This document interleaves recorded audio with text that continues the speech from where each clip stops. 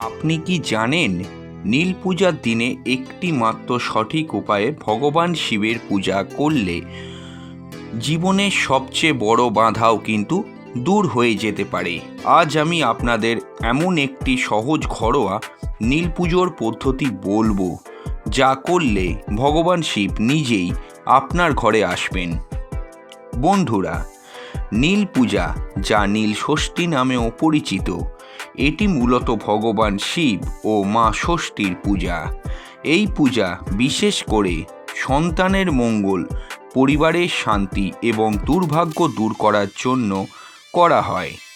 বিশ্বাস করা হয় এই দিনে ভগবান শিবকে সন্তুষ্ট করলে জীবনের অজানা কষ্ট ধীরে ধীরে দূর হতে শুরু করে। চলুন এবার জেনে নেওয়া যাক ঘরেই নীল পূজা করার জন্য কি কি লাগবে।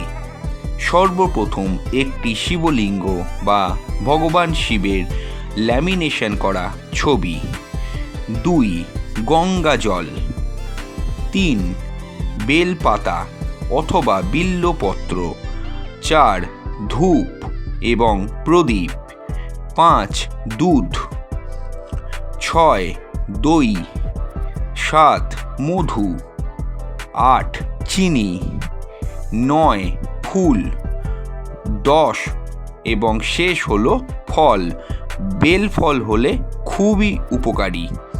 এই জিনিসগুলো খুব সহজেই আপনার ঘরে পাওয়া যাবে, আর না থাকলে কাছের কোনো দোকান থেকে নিয়ে আসতে পারেন।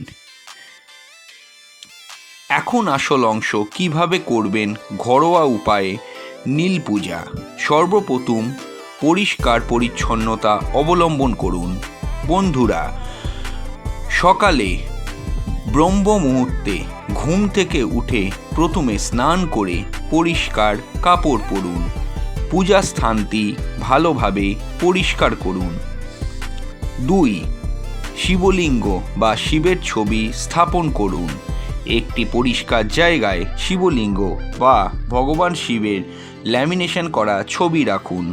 সামনে একটি প্রদীপ জ্বালিয়ে দিন। এবার শুরু করুন অভিষেক।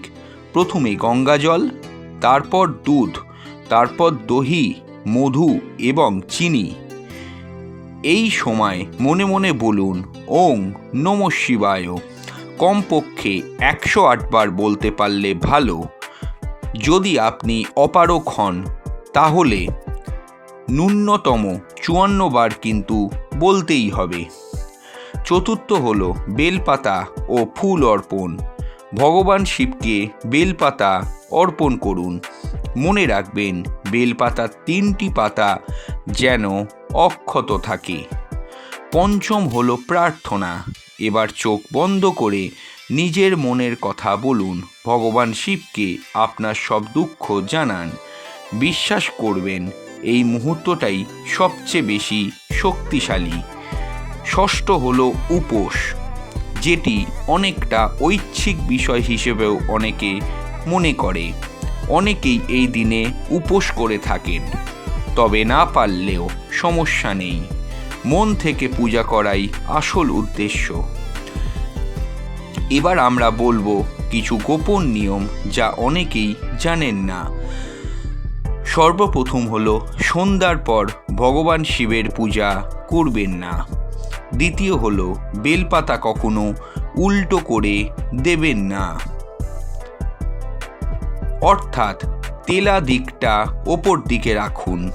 তৃতীয় হলো রাগ বা নেতিবাচক চিন্তা নিয়ে পূজা করবেন না।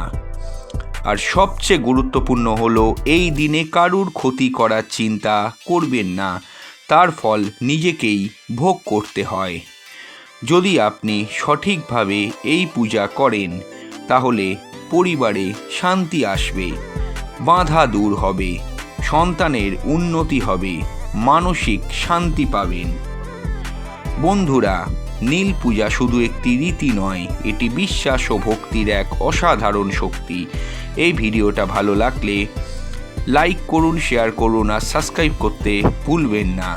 নমস্কার।